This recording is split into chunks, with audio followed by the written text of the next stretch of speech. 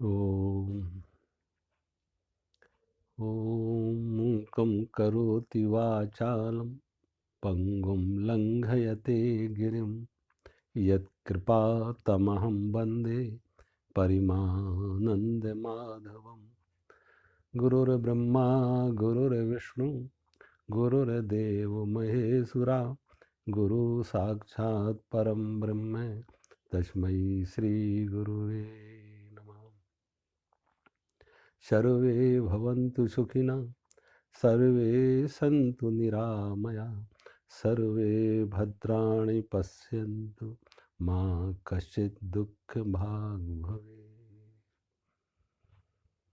कर्पूरगौरं करुणावतारं संसारसारं भुजगेन्द्रहारं सदा वसन्तं हृदयारविन्दे भवं भवानी सहितं नमामि।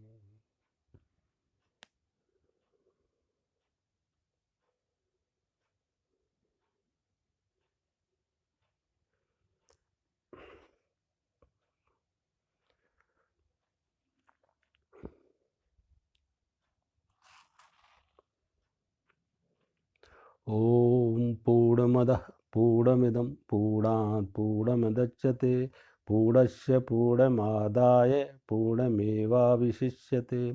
ओम शांति शांति शांति।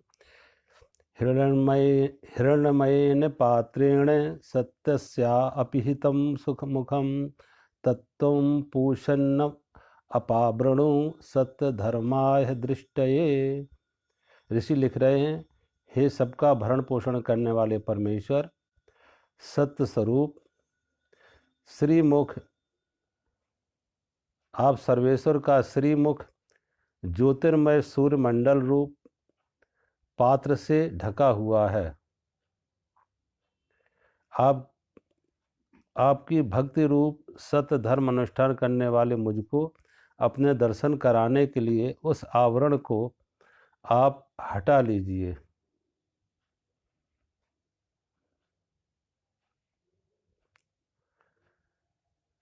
सत्य का मुख ढका हुआ है हिरण्मयेन पात्रेण, सोने के पात्र से या सूर्यमंडल से, ज्योतिर्मय पात्र से, प्रकाश से ढका हुआ है।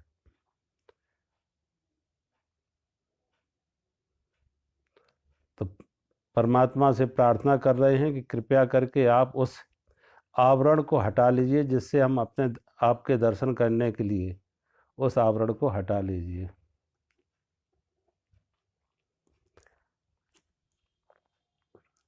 हिरण्मयेन पात्रेण सत्यस्य अपिहितं मुखम, सत्य का मुख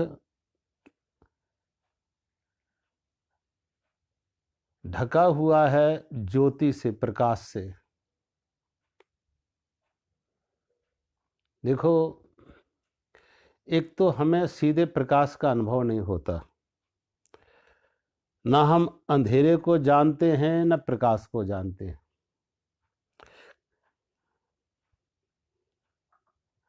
प्रकाश, हम अंधेरा कब कहते हैं? जब हम यहाँ बैठे हैं और कोई वस्तु ना दिखे, कोई व्यक्ति ना दिखे, तो हम कहेंगे अंधेरा है। तो वस्तु नहीं दिख रही, व्यक्ति नहीं दिख रहे, तो हम कहते हैं अंधेरा है। और ऐसे ही जब वस्तु और व्यक्ति हमें दिखने लगते तो हम कहते हैं प्रकाश है। यानी जब प्रकाश के माध्यम से हमें वस्तु दिखती हैं, व्यक्ति दिखते हैं, पदार्थ दिखता है, तो हम कहते प्रकाश है। और जब वो नहीं दिखता इन आँखों से, तो हम कहते अंधेरा है। न तो हमें अंधकार का ज्ञान है न प्रकाश का ज्ञान, कि वास्तव में अगर ये वस्तु न देखें तो प्रकाश क्या है। क्या हम कभी प्रकाश को देखने में सक्षम होते हैं कि प्रकाश क्या है? प्रकाशित वस्तुओं को दिखते हैं, जो प्रकाशित वस्तुएं हैं उनको दिखते हैं। और फिर जितने भी प्रकाश हैं उन प्रकाश का कोई ना कोई उद्गम है कि वो प्रकाश कहाँ से आ रहे हैं। हम सूर्य को देखते हैं और सूर्य के द्वारा फैले हुए उस प्रकाश को देखते हैं जो जिससे वस्तुएं प्रकाशित हो रही है। तो प्रकाश का उद्गम कहाँ से है? सूर्य से, कि सूर्य से ये प्रकाश आ रहा है और उसके द्वारा ये दृश्य जगत प्रकाशित हो रहा है जिसका हम ज्ञान ले पा रहे हैं।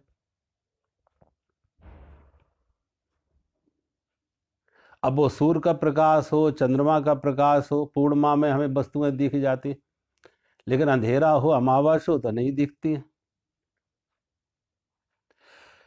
लेकिन एक प्रकाश हमारे अंदर है, एक प्रकाश जो हमारे अंदर है जिसका कोई स्रोत नहीं है, जिसका कोई स्रोत नहीं है कि वो प्रकाश कहाँ से है। बाहर का प्रकाश का स्रोत है, सूर्य से आ रहा, लेकिन अंदर का जो प्रकाश है वो कहाँ से आ रहा? उसका कोई स्रोत नहीं है। और कभी कभी वो प्रकाश इतना ज्यादा होता, कभी सूर्य की तरफ आप आंख उठा के देखें, सूर्य की रोशनी ज्यादा हो, सूर्य का प्रकाश ज्यादा हो तो हमारी आंखें देखने में सक्षम नहीं होती हैं, आंखें तिलमिला जाती हैं, हम देख नहीं पाते हैं। आंख खुली हुई आंख में भी प्रकाश भी है, आंख भी है, और फिर भी ऐसी आंख अंधी हो जाती है, देख नहीं पाती है, क्योंकि प्रकाश ज्यादा है। तो उतना प्रकाश हो जो आंख उसको देख सके। इसलिए आप देखें हमारे यहाँ जो हमारे देश में साधना की एक पद्धति और समय निश्चित किया गया, तो साधना के लिए समय कौन सा निश्चित किया? जिसे कहा है संध्या वेला। और जब शाम को लोग साधना करते हैं तो उसे कहते ही कि वो संध्या उपासना कर रहे हैं, संध्या उपासना। और वो संध्या उपासना शाम को ही नहीं, वो सुबह भी संध्या उपासना है। संध्या उपासना कौन सी होती है? जब सूर्य अस्त हो चुका लेकिन प्रकाश है। सूर्य तो अस्त हो चुका, सूर्य नहीं है, लेकिन सूर्य का प्रकाश अभी भी है। ऐसे ही सुबह सूर्य उदय नहीं हुआ लेकिन प्रकाश है। जब स्रोत नहीं दिख रहा है लेकिन प्रकाश दिख रहा है, तो वो प्रकाश भी मध्यम होता है, बहुत तेज नहीं होता है, बहुत मंद नहीं होता है। बहुत मंद हो तो भी नहीं, तब रात्रि हो, अंधेरा हो गया। बहुत तेज हो तो वो भी नहीं होता। तो ऐसी मध्य में जब स्थिति होती है प्रकाश की, तो ठीक से वो हम उसे देख पाते हैं, वो आंखों को भी सुखद लगता है। अब वो हमारे अंदर जो प्रकाश है, वो उस प्रकाश ने सत्य को ढक रखा है। तो अब यहाँ पे संत हम प्रार्थना कर रहे, प्रयास नहीं कर रहे, संकल्प से नहीं।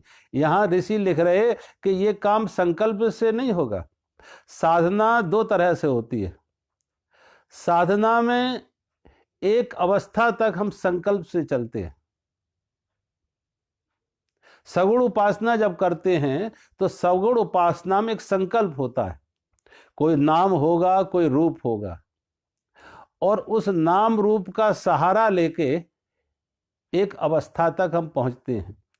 जैसे सीढ़ियों का सहारा लेके हम ऊपर मंजिल तक पहुंचे और फिर सीढ़ियां भी छोड़नी पड़ती है। तो जब माध्यम के माध्यम से, सीढ़ियों के माध्यम से हम ऊपर तक चढ़े, तो वहां संकल्प काम आएगा, वहां संकल्प काम आएगा। लेकिन एक अवस्था में जाके जब नाम रूप के द्वारा हम समाधि का अनुभव करते हैं तो सविकल्प समाधि होती है, सविकल्प समाधि। और जब नाम रूप का भी त्याग हो जाए, नाम रूप भी हट जाए, तो वो है निर्विकल्प समाधि। और अंत में जिसे कहें परमात्मा का स्वाद, आत्म आनंद, ब्रह्म अनुभूति, ब्रह्म साक्षात्कार, वो है निर्विकल्प का। तो संकल्प से सगुण तक पहुंचे, एक अवस्था तक पहुंचे। अब वहां उसके बाद फिर समर्पण चाहिए, फिर संकल्प नहीं, समर्पण। फिर अज्ञात में छलांग लगाने पड़ती है, अज्ञात में, अदृश्य में, अरूप में छलांग लगाने पड़ती है। और छलांग लगाने के लिए, समर्पण के लिए प्रार्थना, वहां प्रयास से काम नहीं आएगा, वहां प्रार्थना काम आएगी। वहां संकल्प नहीं, वहां समर्पण काम आता। जीवन में आप देखें बहुत कुछ, सब कुछ, न तो संकल्प और समर्पण का अर्थ ये भी नहीं है कि आप कर्म ना करें, क्रिया ना करें, व्यवहार ना करें। क्या बहुत से ऐसे लोग भी होते हैं जो कुछ करेंगे नहीं, कि समर्पण है, मेरा समर्पण है, वो फिर आलसी हो जाते, अकर्मण्य हो जाते। एक सीमा तक आपको संकल्प से श्रम करना पड़ेगा, संकल्प से श्रम करना पड़ेगा, और फिर संकल्प को भी छोड़ के समर्पण में जाना पड़ेगा, श्रम से विश्राम में जाना पड़ेगा, छलांग लगानी होगी।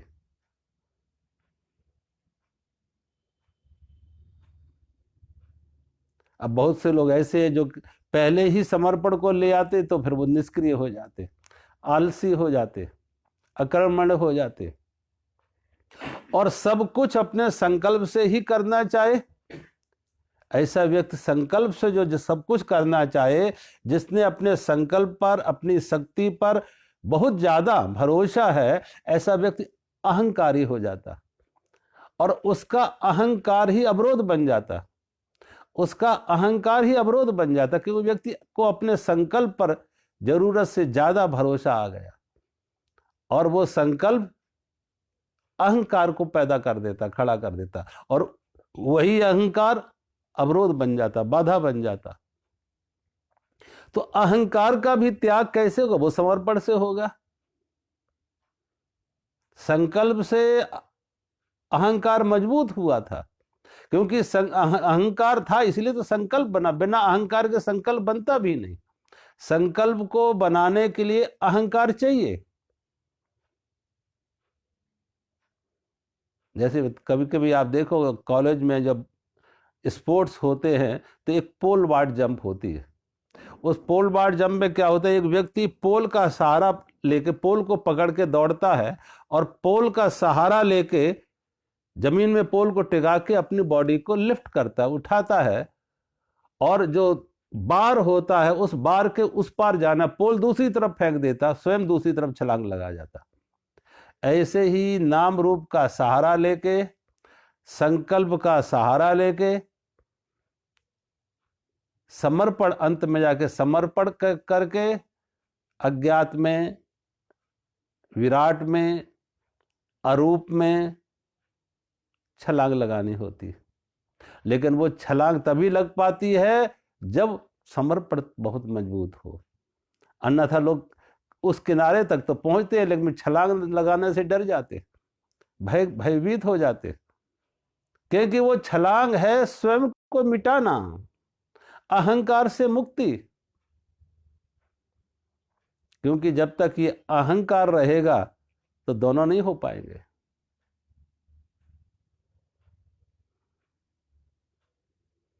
कहते हैं कोई एक नमक की डॉल सागर का था लेने के लिए गई। जब नमक की डॉल सागर का था लेने के लिए गई तो जैसे जैसे वो नीचे जाती जा रही, कि समुद्र कितना गहरा है उसको नापना है, अब जैसे जैसे वो नीचे जा रही है वैसे वैसे वो मेल्ट होती जाती, नमक ही तो है, वो मेल्ट होता जाता, और जब तक नीचे पहुंची, उसकी सतह तक पहुंची, तल तक पहुंची, बॉटम पे पहुंची, नीचे पहुंची तो खत्म, वो मेल्ट हो चुकी थी। अब था कौन लेता, खबर कौन देता? जिन्होंने अहंकार रख के भी अज्ञात को खोजा, लेकिन उनमें सरलता थी, विनम्रता थी। अहंकार तो था, लेकिन वो अहंकार का एक रूप था, अहंकार था, संकल्प भी था, लेकिन वो था कैसा संकल्प, कि जैसे नमक की गुड़िया थी, देखने में सॉलिड थी, लेकिन उसमें समर्पण भी था, भरोसा भी था, स्वयं को मिटाने की तैयारी भी थी, कि स्वयं को मिटाने के लिए तैयार भी थी, और अंत में जाके वो खुद ही जल बन जाती। बूंद बूंद रख के सागर को स्वाद लेना चाहे तो नहीं। बूंद मिटती है तो सागर बनती, सीमित टूटता है तो असीम बनता है।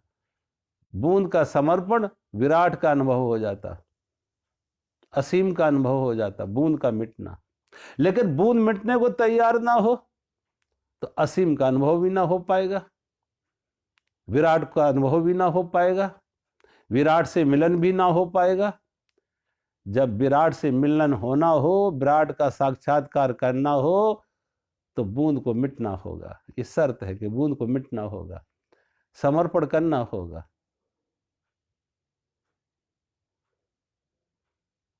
सत्य का पात्र परमात्मा ढका हुआ है हिरण्येन पात्रेण, हिरण्येन पात्रेण, सोने के पात्र से ढका हुआ है, प्रकाश से ढका हुआ है।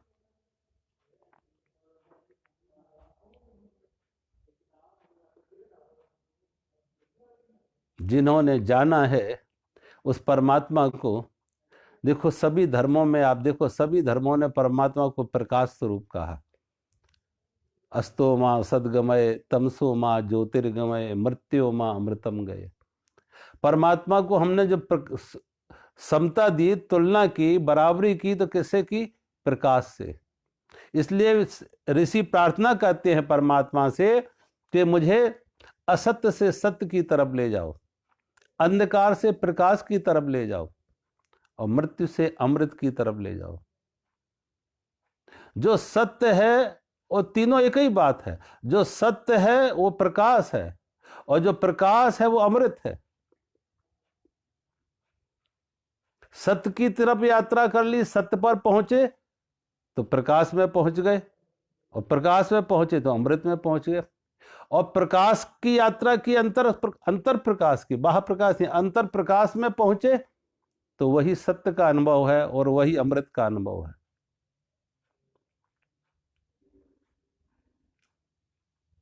वो प्रकाश से ढका हुआ है। परमात्मा सत्य प्रकाश से ढका हुआ है।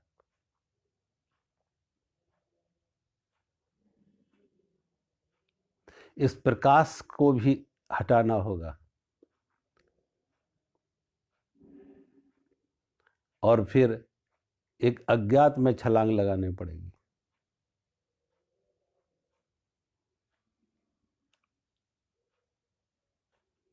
और उसके लिए प्रार्थना कर रहे हैं कि परमात्मा से कि आप कृपा करो, आपकी कृपा से ये संभव हो पाएगा कि हम अहंकार मुक्त होके उस अज्ञात में, अदृश्य में, असीम में छलांग लगा सके।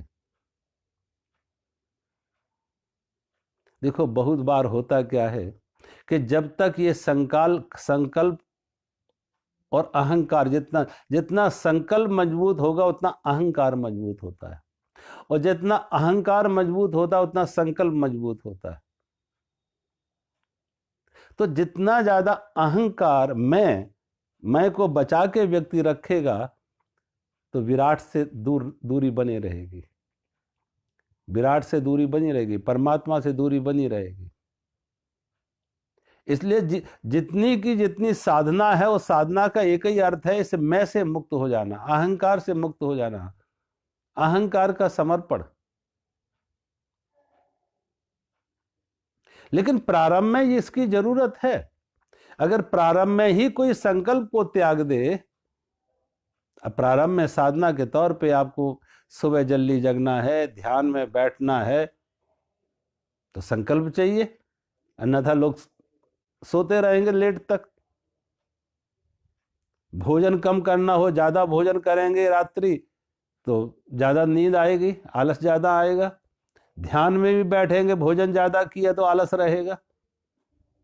सुबह सुबह रजाई कंबल को छोड़ना मुश्किल लगेगा, ध्यान में बैठना मुश्किल लगे। तो इस सब को करने के लिए साधना के तौर पर व्यक्ति को संकल्प चाहिए।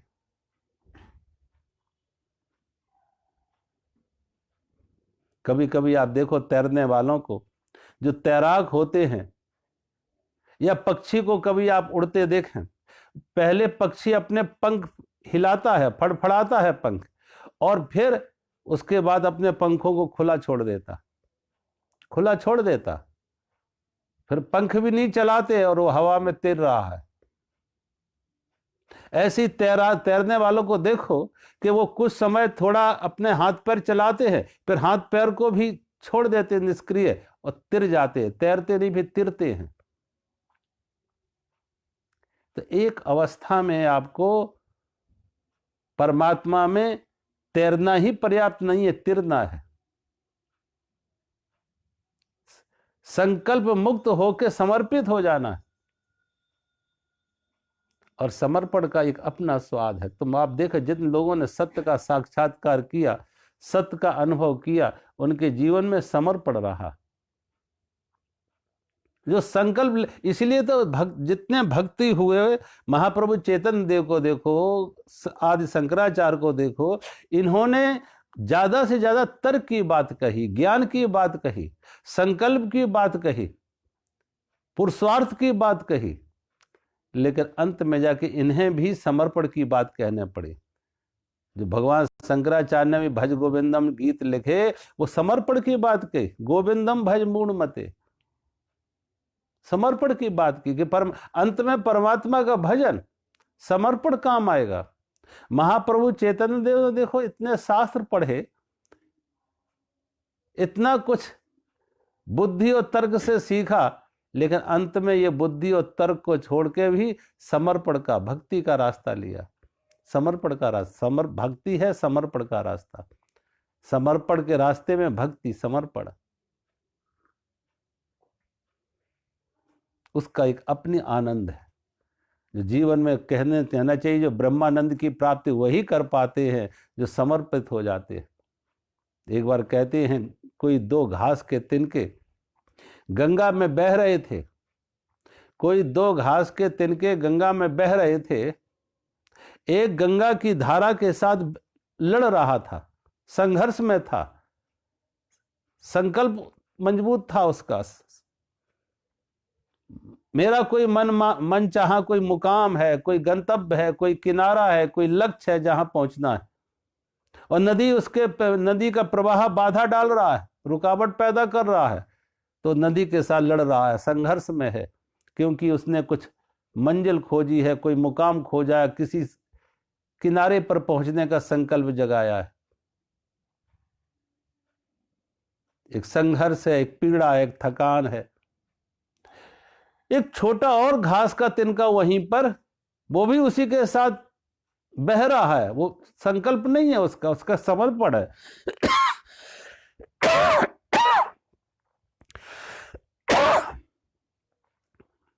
उसके पास संकल्प नहीं है, उसके पास समर्पण है।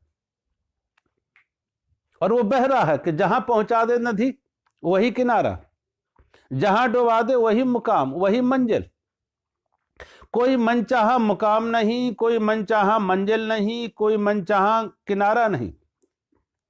नदी के प्रति समर्पित है, नदी की मर्जी, जहां पहुंचा दे नदी, जहां पहुंचा दे परमात्मा, उसकी रजा में राजी, वो समर्पित है। तो उसके जीवन में एक नृत्य है, उसके कदमों में एक नृत्य है, एक आनंद है, एक सुगंधी है, एक सौंदर्य है। और जो संघर्ष में पड़ा है उसके जीवन में थकान है, एक पीड़ा है, एक बोझ है। और जो समर्पण के रास्ते पर है, समर्पित है नदी के प्रति, उसके जीवन में एक नृत्य है, एक आनंद है। ऐसे ही तुम्हें मिलेंगे जो समर्पित हैं परमात्मा के प्रति, विराट के प्रति, उनके जीवन में एक अलग मस्ती होगी, अलग सौंदर्य होगा, अलग आनंद होगा। और लेकिन जो संकल्प में है, ये मेरा मनचाहा मुकाम, ये मनचाहा मंजिल, ये गंतव्य, यहां पहुंचना है, सोचो इन दो छोटे छोटे घास के तिनकों की नदी के साथ जो संघर्ष में है, उसकी कोई शक्ति है कि नदी के प्रवाह को रोक सके? नदी के प्रवाह को कोई रोक सके, ऐसी कोई उसकी शक्ति है कि नदी के साथ जो संघर्ष में है और नदी के विरोध में कोई मंजिल खोज रहा है, कोई लक्ष्य खोज रहा है, कोई किनारा खोज रहा है, नदी के साथ संघर्ष करके, ऐसा संभव होगा? कोई शक्ति है उसकी? कोई सामर्थ्य है? यही है आस्तिक और नास्तिक का फर्क, अहंकारी और समर्पित का, संकल्पवान और समर्पण का। कि एक संकल्पवान अहंकार को लेके संघर्ष में पड़ेगा, और जो समर्पित है, भक्त है, वो समर्पित है, वो श्रद्धावान है, वो कह रहा है उसकी रजा में राजी। इसलिए आप देखें गीता में हर जगह भगवान ने बार बार ये बात कही कि जो समर्पित है, संतुष्टा सत्तम योगी यतात्मा दृढ़ निश्चया मई अर्पित मनोबुद्धि मद भक्ता समय प्रिया। भगवान क्या कहते, मेरे भक्त कौन मुझे प्रिय है? मई अर्पित मनोबुद्धि, संतुष्टा सत्तम योगी यतात्मा दृढ़ निश्चय। संतुष्ट जो है सदा संतुष्ट है, और सदा संतुष्ट का अर्थ है जो है जैसा है उसे वो स्वीकार है। सर्दी है तो सर्दी स्वीकार है, गर्मी है तो गर्मी स्वीकार है, दिन है तो दिन स्वीकार है, रात है तो रात स्वीकार है, लाभ है तो लाभ स्वीकार है, हान है तो हान, सुख दुख मान अपमान संयोग वियोग जन्म मौत, जो है जैसा है वो स्वीकार है। जो दोनों को स्वीकार कर लेता है उसका अर्थ है कि उसने स्वीकार कर लिया, संतुष्ट हो गए। इस असंतोष का अर्थ है कि कुछ हमारी मांग है जिसे हमें पूरा करना, कुछ हमारी चाह है, कोई हमारी अपेक्षा है जो पूरी नहीं होती है तो शिकायत, कामना की पूर्ति ना हुई, मनचाहा जो चाहा ना मिला तो असंतोष, शिकायत। और जब कोई कामना ही नहीं, कोई मांग ही नहीं, चाह ही नहीं, उसकी रजा में राजी, जैसे राखे वो राजी हैं तेरी रजा में, यूं भी वाह वाह ऊं भी वाह वाह। जो उसकी रजा में राजी हो गए उसके जीवन में कोई शिकायत नहीं, कोई दुख नहीं। तो भगवान गीता में कहते हैं कि जो ऐसा समर्थ संतुष्ट सत्तम योगी, और जो संतुष्ट है वो सतत योग में, योग का अर्थ है वो परमात्मा से सदा जुड़ा हुआ है, उससे कोई दूरी है ही नहीं, वो सदा परमात्मा से जुड़ा हुआ है, वो योगी है, वो दूर कहां है।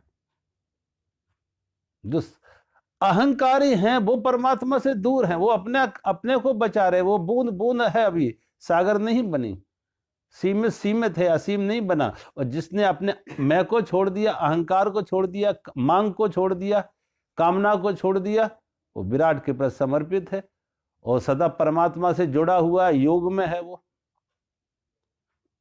और जो योग में होने की शर्त क्या है? मई अर्पित मनोबुद्धि। भगवान कहते हैं जो अपनी मन और बुद्धि को मुझे समर्पित कर दिया, मुझे दे दिया, क्योंकि ये मन और बुद्धि तो कामना पैदा करेंगे, मांग पैदा करेंगे, चाह पैदा करेंगे, अपेक्षाएं बनाएंगे, और जो अपेक्षाएं मांग पूरी नहीं हुई तो उसकी शिकायत भी इन्हीं में होगी। ये मन बुद्धि शिकायत भी करेंगे, ये स्वीकार है, ये स्वीकार नहीं है, ये शुभ है, ये अशुभ है, ये लाभ है, ये हानि है, ये मान है, ये अपमान है, ये सुख है। ये निर्णय कौन कर रहा है? परिस्थिति तो परिस्थिति है, लेकिन उस परिस्थिति को निर्णय कौन कर रहा है? सुख और दुख के लिए।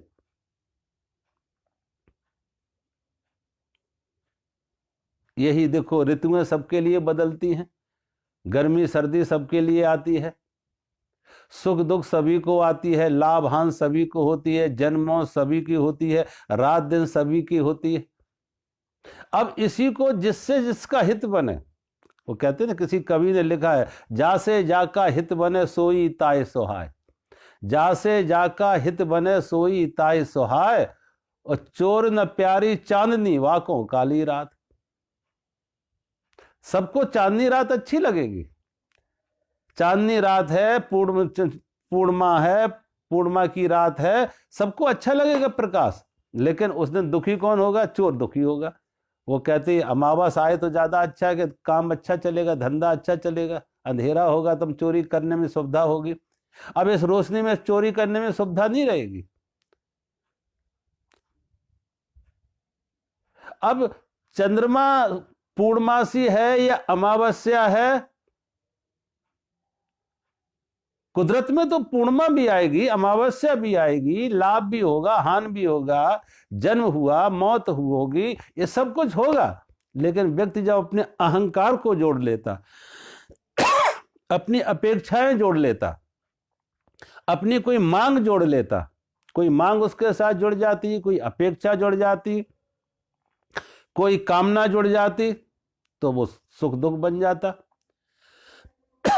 किसी परिस्थिति को हम स्वीकार करते हैं तो किसी को इनकार करते हैं, और जहां इनकार हुआ वो दुख बन गया। हमने जो चाहा वो ना हुआ, हमने दिन चाहा और रात आ गई तो दुख, हमने सर्दी गर्मी चाही और सर्दी आ गई तो दुख, हमने लाभ चाहा और हानि आ गई तो दुख, हमने मान चाहा और अपमान आ गए तो दुख।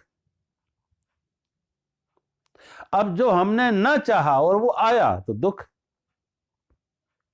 लेकिन सोचो, हमारी चाह से कोई प्रकृति चलेगी, दुनिया चलेगी, परमात्मा चलेगा? हम अपना अहंकार बीच में ला रहे हैं, अपने अहंकार को बीच में ला रहे हैं, परमात्मा के ऊपर अपने अहंकार को, परमात्मा की मर्जी पर अपनी मर्जी थोपना चाहते हैं। और जब परमात्मा के ऊपर अपनी मर्जी थोपना चाहते हैं, अपने अहंकार को आरोपित करना चाहते हैं, तो भगवान कहते वो भक्त नहीं है। मयि अर्पित मनोबुद्धि, भक्त ने तो समर्पण कर दिए, मयि अर्पित, अपनी मन बुद्धि हमें दे दी और वो दुखों से मुक्त हो गया, वो पार हो गया, वो परमात्मा के साथ सतत योग में, ये परमात्मा से सदा जुड़ गया। तो समर्पण है अहंकार मुक्त का मार्ग। परमात्मा के प्रति समर्पण का भाव, अंत में देखो, तुम कैसी ही साधना कर लो, कैसी ही साधना कर लो, अंत में समर्पण काम आएगा। लेकिन तकलीफ तब होती है, लोग समर्पण को पहले ले आते। समर्पण को पहले ना ले आओ, थोड़ा संकल्प जगाओ, थोड़ा प्रयास करो। इसलिए भगवान गीता में क्या कहते? भगवान गीता में कहते कर्म करो, समर्पण बाद में करो, पहले कर्म तो करो। खेत तैयार करो, खेत में बीज बो, और फिर फसल कब और कितनी आएगी वो समर्पण कर दो, फल को समर्पण कर दो। लेकिन प्रयास तो करो। अब हम प्रयास ही ना करो, पहले ही समर्पण कर दे, वो आलस हो जाएगा। आप देखें, भगवान बुद्ध को बौद्धत्व की उपलब्धि जब हुई, कितना प्रयास किया। 6 वर्ष तक बुद्ध ने इतनी कठोर तपस्या की, इतना शरीर को सताया भगवान बुद्ध ने। कहते हैं उनकी पेट को पकड़ो तो रीढ़ की हड्डी पकड़ में आ जाती थी, पेट को पकड़ो तो रीढ़ की हड्डी पकड़ में आ जाती थी। पेट और रीढ़ की हड्डी एक हो गई थी, शरीर मात्र हड्डियों का ढांचा हो गया था। शरीर मात्र हड्डियों का ढांचा, इतना शरीर को सताया, इतने उपवास किए, खाना नहीं खाया, शरीर को इतना सताया। लेकिन क्या हुआ? क्या उससे ज्ञान मिला उनको? उससे ज्ञान मिला क्या? शरीर को सताने से, भोजन के त्यागने से, शरीर को तरह तरह से कष्ट देने से इतनी कमजोरी आ गई कि बैठना और चलना भी मुश्किल हो गया। जहां वो तपस्या कर रहे थे, कहते एक दिन पानी पीने के लिए नदी में जाते हैं तो अपने शरीर को संभाल ना सके, नदी के प्रवाह में बहने लगे। किसी तरीके से कहते हैं उस एक पेड़ की जड़ पकड़ के वो पड़े रहे, और फिर जब थोड़ा उन्हें होश आया तो वो बाहर निकल सके। इतनी कमजोरी। तो प्रयास में कोई कमी नहीं रखी, प्रयास की अंतिम सीमा तक चले गए, अंतिम छोर तक चले गए प्रयास के।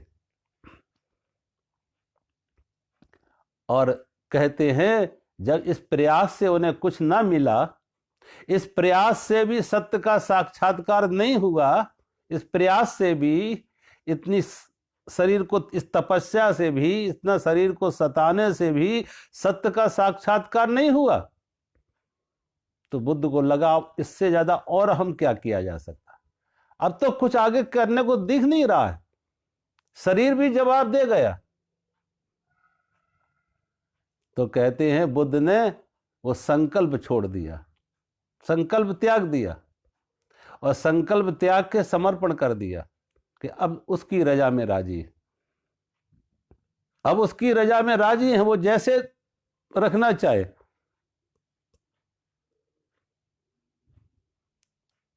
और कहते हैं सुजाता नाम की एक लड़की, सुजाता नाम की एक लड़की किसी वन देवता की पूजा करने के लिए वन में आती, किसी वन देवता की पूजा करने के लिए वन में आती तो एक वृक्ष के नीचे बुद्ध को बैठे देखा। उस पीपल के वृक्ष के नीचे बुद्ध को बैठे देखा। उस सुजाता नाम की लड़की को लगा कि शायद ये यही वन देवता है, यही वन देवता है। तो जो घर से खीर बना के लाई थी, वन देवता समझ के उस सुजाता ने वो खीर बुद्ध को खिला दी। और बुद्ध लंबे समय से उपवास में थे, भूखे थे, शरीर को बहुत सता रहे थे। कहते उस रात्रि बुद्ध ने जब वो खीर खा ली तो उनके साथ उनके 2-3 शिष्य थे, वो शिष्य भी उनको छोड़ के चले गए। उनके शिष्य भी उनको छोड़ के चले गए तो भ्रष्ट हो गया, तपस्या छोड़ दी इसने, खीर खा ली। वो शिष्य भी छोड़ के चले गए कि जब तक वो शरीर को सता रहे थे तपस्या हो रही थी। और वो भी एक अहंकार की तृप्ति थी। ये तपस्वियों को देखो, इनका अहंकार और मजबूत होता कि जितना शरीर को सताएंगे उतना ज्यादा अहंकार मजबूत होता है। दुनिया को बता सके कि देखो हमने इतने तपस्या की है, इतने व्रत किए हैं, इतने लंबे गिनाते हैं कि हमने 100 व्रत किए हैं, कोई कहता है 50 व्रत किए हैं। अब जो जितने ज्यादा व्रत करे उतना बड़ा त्यागी। ये भी एक अहंकार का फैलाव है, अहंकार का विस्तार है। और लोग उनकी पूजा करते हैं, इतने व्रत इन्होंने किए, इतना त्याग इन्होंने किया है। वो त्याग, वो व्रत एक इन्वेस्टमेंट है कि उससे हमें रिटर्न चाहते हैं, मान के रूप में, यश के रूप में, सम्मान के रूप में, कीर्ति के रूप में। अखबारों में छपाए जाते हैं कि फलाने मुनि ने, फलाने आदमी ने इतने व्रत किए।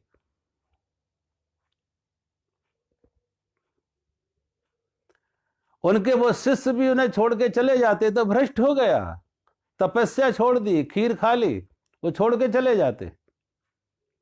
और कहते हैं उसी रात्रि बुद्ध को बौद्धत्व की उपलब्धि होती।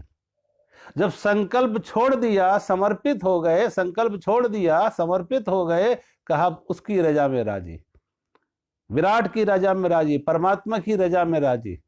अब वो जो कराना चाहे। और जब उनका अपना संकल्प हटा, उनका मैं हटा, अहंकार हटा, तो कहते उसी रात्रि उन्हें संबुद्धि प्राप्त हो जाती। उस रात्रि ही, उस पूर्णिमा, उसी को बुद्ध पूर्णिमा कहते हैं, उसी रात्रि पूर्णिमा की रात में बुद्ध को संबोधि प्राप्त हो जाती, आत्म साक्षात्कार हो जाता, बौद्धत्व की उपलब्धि हो जाती। वो संकल्प से नहीं, अंत में जाके समर्पण काम आया। अंतिम सीढ़ी समर्पण है, जिसमें छलांग लगानी होगी अज्ञात में, विराट में, अहंकार से मुक्त होना होगा।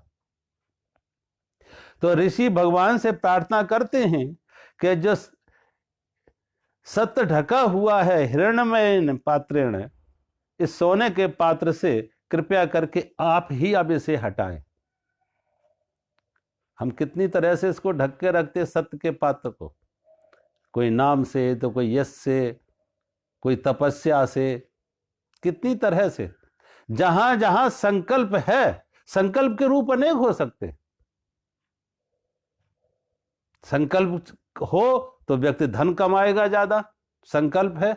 संकल्प है तो बड़े बड़े पदों की तरफ दौड़ लगाएगा, संकल्प अगर उसका है।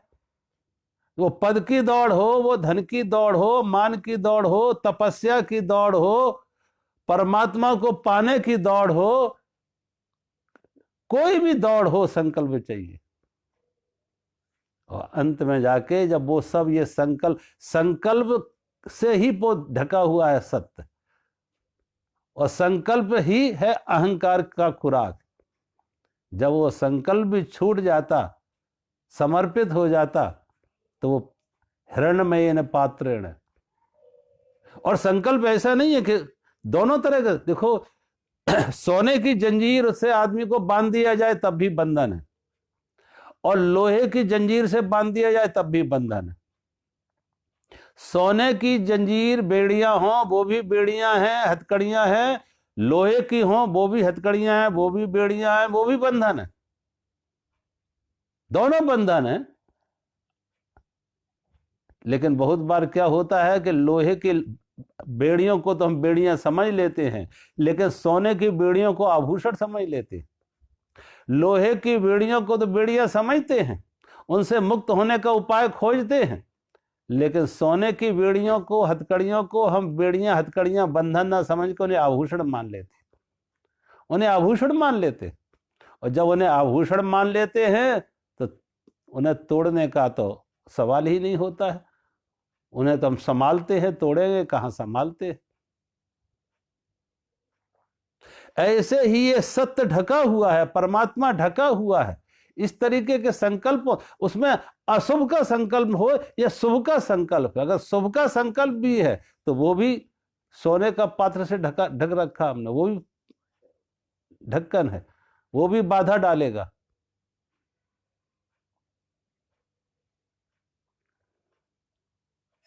तो अपना संकल्प को समर्पण में बदले, विराट के परमात्मा के प्रति समर्पण में बदले और कहें अब तेरी रजा में राजी, जैसे तू रखना चाहे मैं राजी हूं तेरी रजा में। जहां ऐसा संकल्प मुक्त हम हो पाते हैं, वहीं सत्य में सत्य का अनुभव कर पाते, संबोधि को उपलब्ध हो पाते। लेकिन जितना कर सकते हो करो, पहले करने की एक पीड़ा आए, करने की एक थकान आए, कर करके ये अहंकार चुके, क्योंकि अहंकार चुकेगा नहीं जब तक कुछ करोगे नहीं। कर करके ये अहंकार चुके और फिर देखोगे, जब कहते ना हारे को हरना, जब सब प्रकार से हम हार जाते हैं, सब प्रकार से असहाय हो जाते हैं, बेसहारा हो जाते हैं, हार जाते हैं, परमात्मा के साथ संघर्ष कर करके अंत में समर्पण आता है, तब हरिनाम, तब समर्पण। तो पहले अपने अहंकार को चुकाने के लिए संकल्प करो, साधना करो, और अंत में जाके इस समर्पण को परमात्मा से कहो, प्रभु अब तेरी रजा में राजी। रामायण में एक दुआ आता है, जो जाने जाहे देहु जनाई, सो जाने जाए देहु जनाई, और जाने तुम्हें तुम्हें हो जाई। कहते हैं परमात्मा जिसे जनाना चाहे वही परमात्मा को जान पाता है। जिसे परमात्मा जनाना चाहे, बताना चाहे, दिखाना चाहे, वही परमात्मा को जान पाता है, वही परमात्मा को देख पाता है। सो जाने जाए देहु जनाई, जिसे परमात्मा खुद जनाए, दिखाए, प्रकट करे। और जब जाने तुम्हें तुम्हें हो जाए, और जब वो परमात्मा को जानता है तो वो कहता वो तो अब वो और हम तो एक ही है। जाने तुम्हें तुम्हें हो जाए, फिर दो नहीं रहते, एक ही हो जाते। लेकिन उस एक को जानने के लिए परमात्मा की कृपा, उसका अनुग्रह,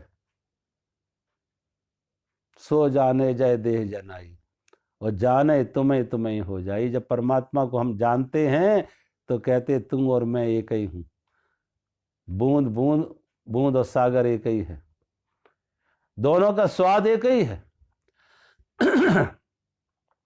दोनों का स्वाद एक ही। जो बूंद का स्वाद है वही सागर का स्वाद है, जो लहर का स्वाद है वही सागर का स्वाद है।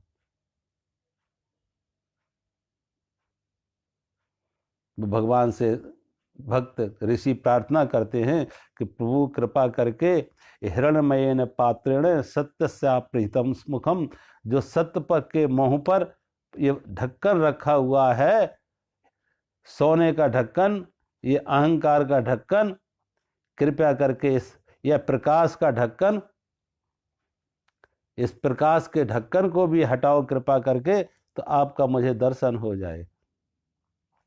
दूसरे श्लोक में लिख रहे ऋषि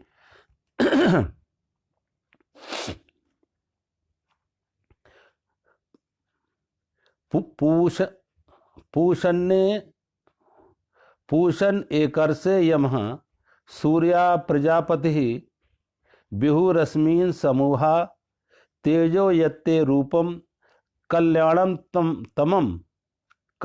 तमम तत्रे पश्यामि योः असो वसो पुरुषः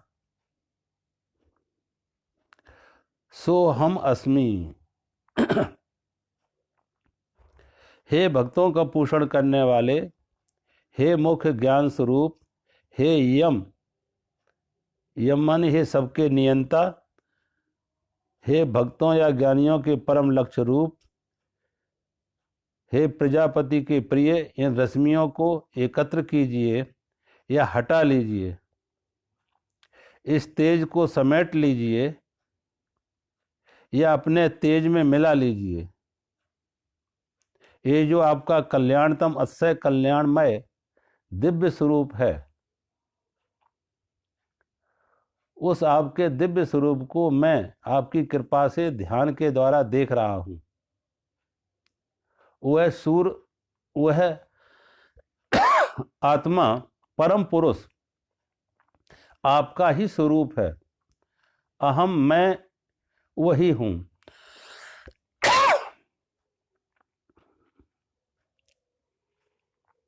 ऋषि भगवान से प्रार्थना करते हैं, भगवान यम को इसमें प्रार्थना कर रहे। यम कौन है? कि ये मृत्यु के देवता है।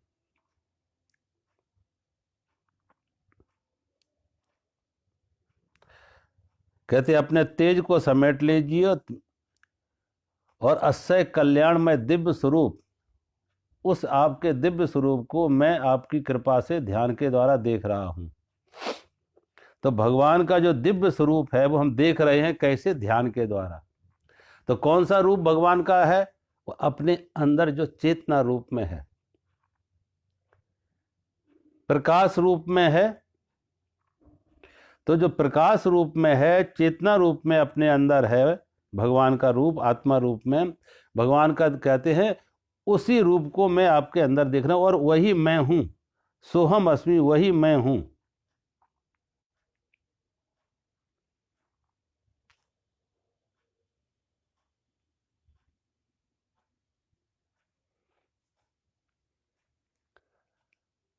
वह परम पुरुष आपका ही स्वरूप है, मैं हूं।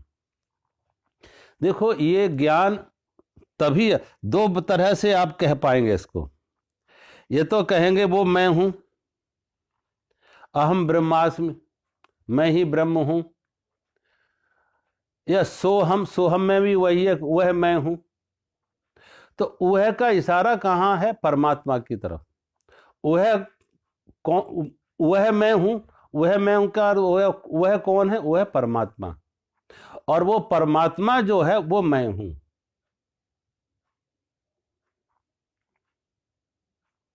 स्वामी रामतीर्थ के जीवन की एक घटना वो कहते हैं, जब वो टहरी में रुके हुए थे हिमालय में, तो एक बार टहरी का राजा उनसे मिलने गया। अब वो टहरी का राजा चूंकि हिमालय में रहता था, हिमालय में तो बहुत संत ऋषि मुनि बहुत रहे, और राजा का कुछ स्वभाव ऐसा था कि वो हर किसी से प्रश्न करता था, आध्यात्मिक प्रश्न, उसकी खोज थी आध्यात्मिक प्रश्न।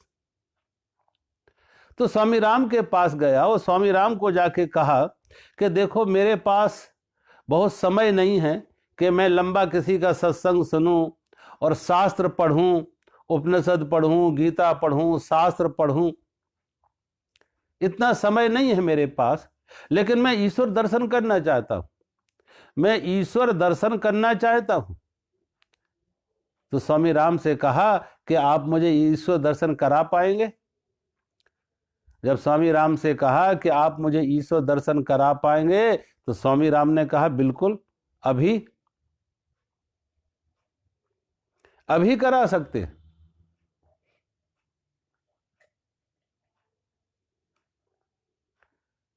उसको तो बड़ा आश्चर्य हुआ कि उसने ये प्रश्न बहुतों से किए थे कि आप मुझे ईश्वर के दर्शन करा सकते हैं। तो तरह तरह के लोगों ने तरह तरह की बातें कही थी। कोई कहता था ये जाप करो, कोई कहता नाम जाप करो, कोई कहता ये तपस्या करो, कोई कहता वो तपस्या करो, कोई कहता ये छोड़ दो, कोई कहता ये छोड़ दो। कोई छोड़ने की बात करता था, कोई समय की बात करता था, इतना समय ध्यान करो, इतना समय। और स्वामी राम तीर्थ ये कहते अभी कराएंगे, अभी तुम्हें हम ईश्वर दर्शन कराएंगे अभी। उसे तो बड़ी हैरानी हुई कि ये गंभीरता से कह रहे या मजाक कर रहे। लेकिन स्वामी राम तीर्थ मजाक नहीं करे। स्वामी राम तीर्थ ने कहा मैं तुम्हें अभी भगवान के ईश्वर के दर्शन करा सकते। तो राजा ने कहा बताइए क्या करना है, हम ईश्वर, मैं तैयार हूं ईश्वर दर्शन के लिए। तो स्वामी राम तीर्थ ने कहा देखो, जब तुम कहीं जाते हो किसी व्यक्ति से मिलने, तो हर व्यक्ति अपना एक स्लिप भेजेगा, कार्ड भेजेगा, जिसमें वो उसका परिचय होगा कि कौन है, कि कौन मिलने के लिए आया है। तो क्या तुम अपना परिचय देंगे? आप मुझे एक कागज पर लिख के दीजिए कि मैं परमात्मा के हाथों में पहुंचा सकूं कि फलाना व्यक्ति आपसे मिलने के लिए आए। उस राजा ने अपना नाम लिखा, और अपना नाम लिख के साथ में यह भी लिखा कि मैं यहां का राजा हूं।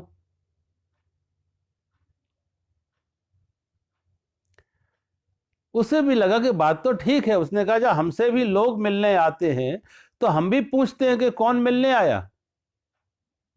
इसलिए तो लोग आजकल अपने वो विजिटिंग कार्ड रखते हैं कि कहीं विजिट करना हो तो कार्ड रखते, बताते हैं कि भाई मेरा कार्ड दे दो कि मैं हूं, मैं फला व्यक्ति आपसे मिलने आया। तो कहा अपना दीजिए लिख के। उसने, राजा ने लिख दिया, अपना नाम लिखा और बताया कि मैं यहां का राजा हूं। स्वामी राम तीर्थ ने कहा ये तो तुम्हारा परिचय नहीं है, ये तो तुम्हारा परिचय नहीं है। सोचो, अगर ये तुम राजा ना हो तब भी तुम हो रहोगे या नहीं रहोगे?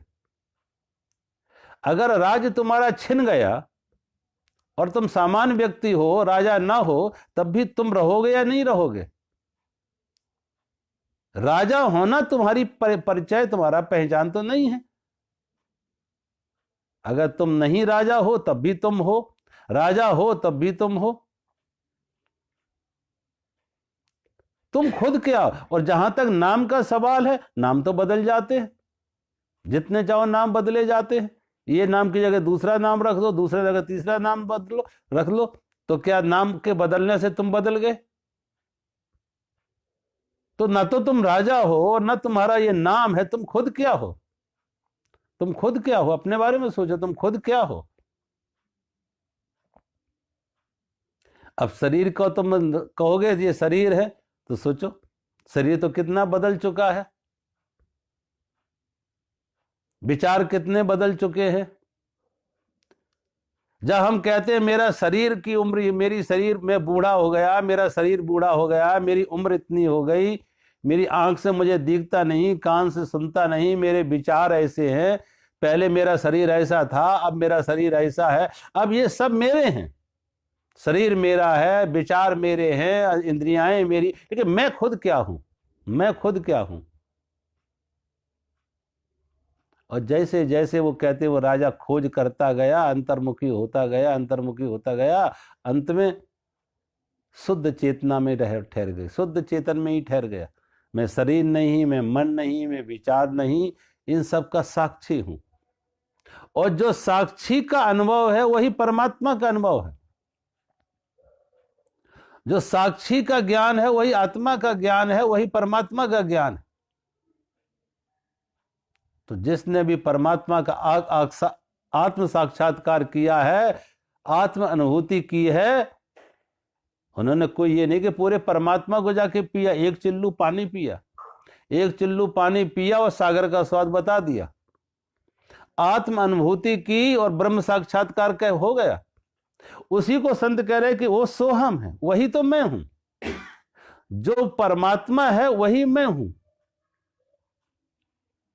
लहर को समझ आ गई कि जो सागर है वही मैं हूं।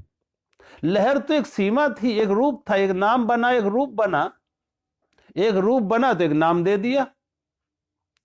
लहर नहीं थी तब भी सागर था, लहर बनी तब भी सागर है, लहर फिर विलय होगी सागर में तब भी सागर रहा। सागर में कोई परिवर्तन नहीं हुआ। लहर की एक नाम रूप बना, नाम दे दिया, लेकिन वो नाम रूप काल्पनिक है, वो परमानेंट, वो स्थायी नहीं है। कुछ समय के लिए रूप बना, वो नाम, रूप गया नाम भी गया।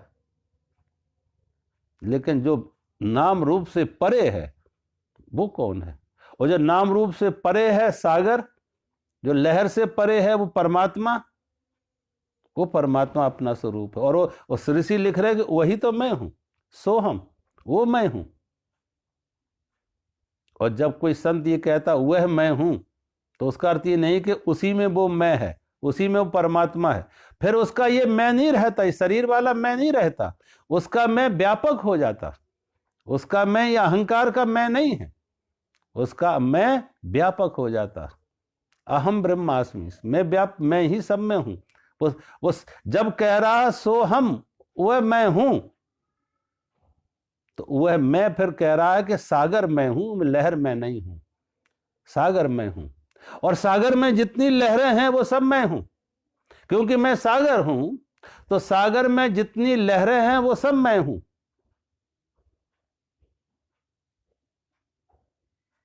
अब वो शरीर से मुक्त चेतना की बात कर रहा है, उसका इशारा चेतना की तरफ है, आत्मा की तरफ उसका इशारा है। इस अहंकार को जरा खोजने निकलो, कहीं मिलेगा नहीं।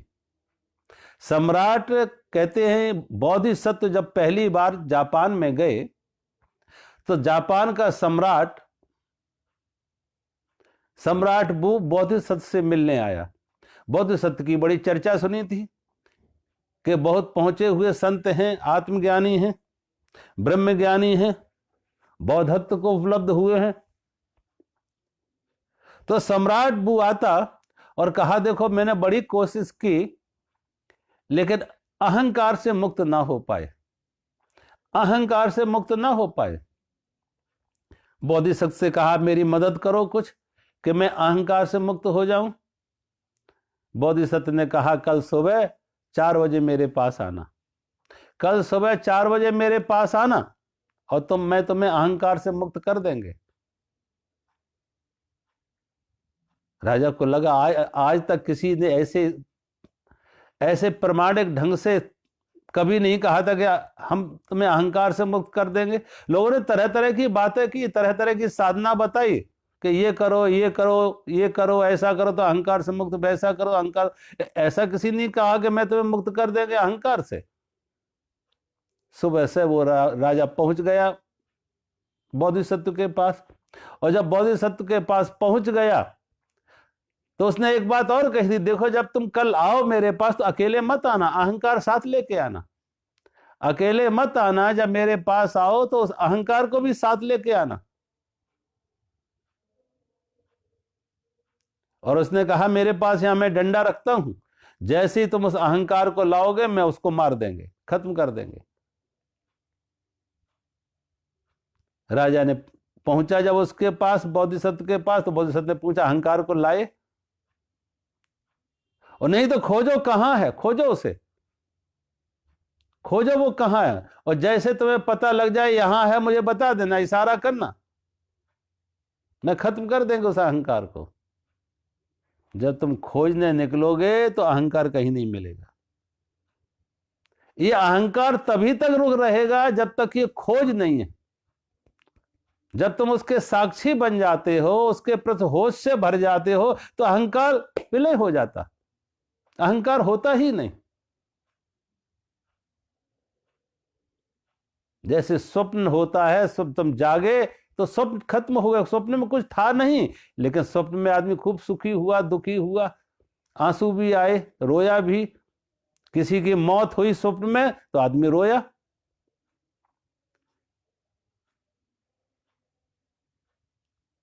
कभी कभी स्वप्न में आदमी जंगल में चला जाता, शेर ने आक्रमण किया, बाघ ने, चीते ने आक्रमण किया, आदमी चिल्लाता है बचाओ।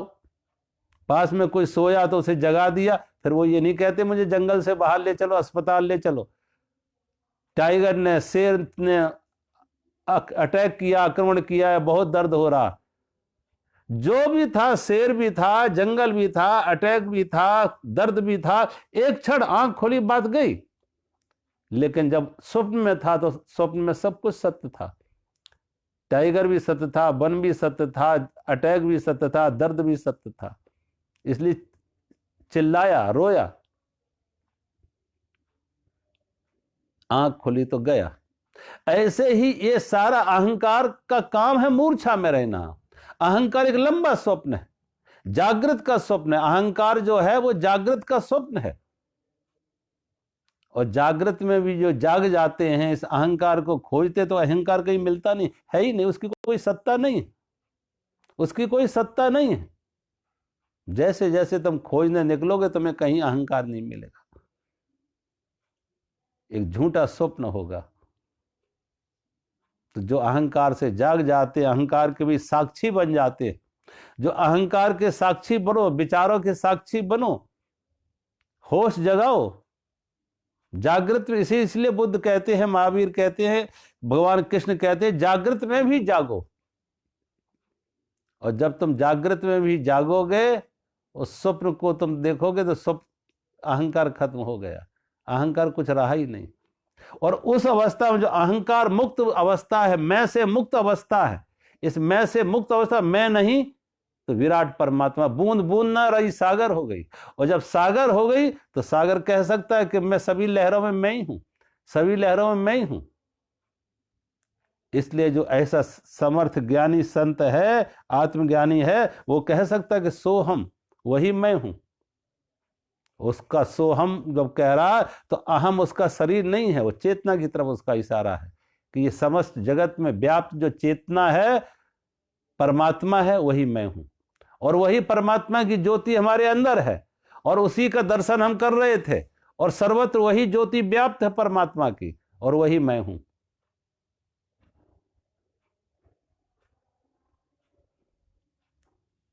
आज कथा को यहीं विराम देते हैं, अगला श्लोक कल लेंगे। मेरा सभी को बहुत बहुत प्रणाम।